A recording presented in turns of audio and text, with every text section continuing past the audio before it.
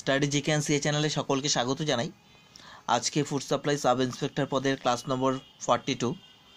আজকের ক্লাসে 25টি গুরুত্বপূর্ণ প্রশ্ন নিয়ে আলোচনা করব, যেগুলি ভীষণভাবে গুরুত্বপূর্ণ।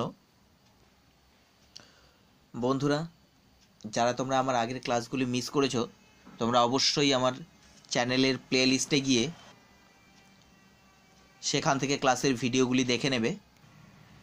তাহলে শুরু করছি। প্রথম প্রশ্ন, গোবর গ্যাসে প্রধানত কোন উপাদানটি থাকে?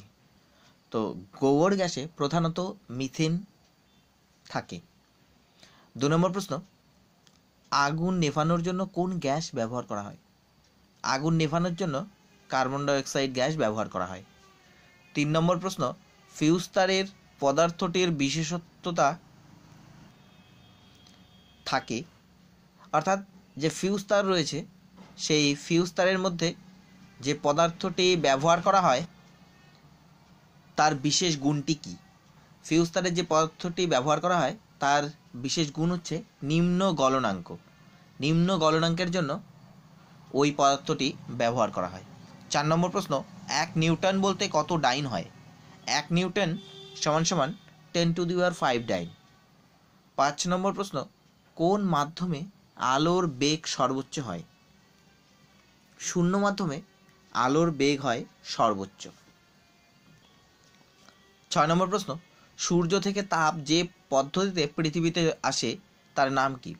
সূর্য থেকে তাপ যে পদ্ধতিতে পৃথিবীতে আসে তার নাম হচ্ছে বিকিরণ পদ্ধতি। 7 নম্বর প্রশ্ন, নিউটনের কোন সূত্রকে জাড্য সূত্র বলা হয়? নিউটনের প্রথম সূত্রকে জাড্য সূত্র বলা হয়। 8 নম্বর প্রশ্ন, ওজোন গ্যাসের বর্ণ কি? ওজোন গ্যাসের বর্ণ হচ্ছে নীল। 9 নম্বর প্রশ্ন, রান্নার গ্যাস হলো কোন কোন গ্যাসের মিশ্রণ? সঠিক উত্তর হচ্ছে রান্নার গ্যাস প্রোপেন এবং বিউটেন গ্যাসের মিশ্রণ। 10 নম্বর প্রশ্ন, জিব্বারেলিন একটি ড্যাশ। জিব্বারেলিন হলো একটি হরমোন। 11 নম্বর প্রশ্ন, কার দ্বারা মেনিনজাইটিস ঘটে? ভাইরাসের দ্বারা মেনিনজাইটিস ঘটে। 12 নম্বর প্রশ্ন, সিএসএফ কোথা থেকে উৎপন্ন হয়? সিএসএফ উৎপন্ন হয় কোরোয়েট প্লেকমাস থেকে। কোরোয়েট প্লেকমাস থেকে সিএসএফ উৎপন্ন হয়। সিএসএফ এর পুরো নাম হচ্ছে সেরিব্রোস্পাইনাল ফ্লুইড। 13 নম্বর প্রশ্ন, মাম্পস নামক রোগটি ঘটে কিসের দ্বারা? তাহলে মাম্পস নামক রোগটি ঘটে ভাইরাস দ্বারা। 14 নম্বর প্রশ্ন, কোন ভিটামিন জরায়ুর মধ্যে ভ্রূণের বৃদ্ধিতে সাহায্য করে? ভিটামিন ই জরায়ুর মধ্যে ভ্রূণের বৃদ্ধিতে সাহায্য করে। 15 নম্বর প্রশ্ন, পতঙ্গ নিম্নলিখিত কোনটির অন্তর্গত? পতঙ্গ নিম্নলিখিত কোনটির অন্তর্গত? Annelida, Arthropoda, Coelenterata, Crustacea. তাহলে পতঙ্গ হচ্ছে আর্থ্রোপোডা শ্রেণীর অন্তর্গত। 16 নম্বর প্রশ্ন, পূর্ণবয়স্ক ব্যক্তির হৃৎপিণ্ডের ওজন কত? একজন পূর্ণবয়স্ক ব্যক্তির হৃৎপিণ্ডের ওজন হচ্ছে 300 গ্রাম।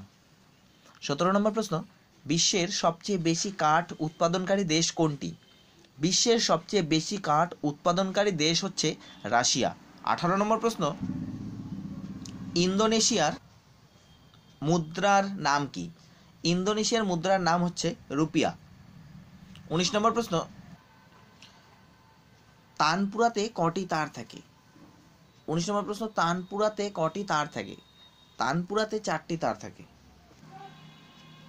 20 নম্বর প্রশ্ন, ফল অফ এ স্প্যারো কার আত্মজীবনী? Fall of a Sparrow Salim আলীর আত্মজীবনী। সেলিম আলী হচ্ছেন একজন বিখ্যাত পক্ষী বিশারদ। 21 নম্বর প্রশ্ন, the struggle is my life বইটির লেখক কে? The struggle is my life বইটির লেখক হলেন নেলসন ম্যান্ডেলা। 22 নম্বর প্রশ্ন, সবুজ বিপ্লবের সঙ্গে কার নাম জড়িত?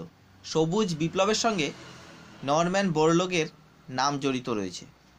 23 নম্বর প্রশ্ন, জলের যে বুদবুদ রয়েছে সেই জলের বুদবুদ চকচক করে কারণ কি?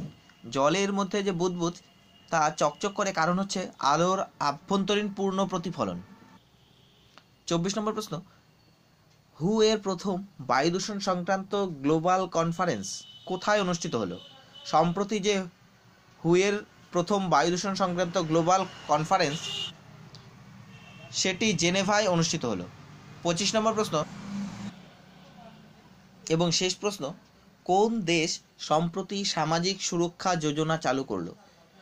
সম্প্রতি নেপাল সামাজিক সুরক্ষা যোজনা চালু করলো।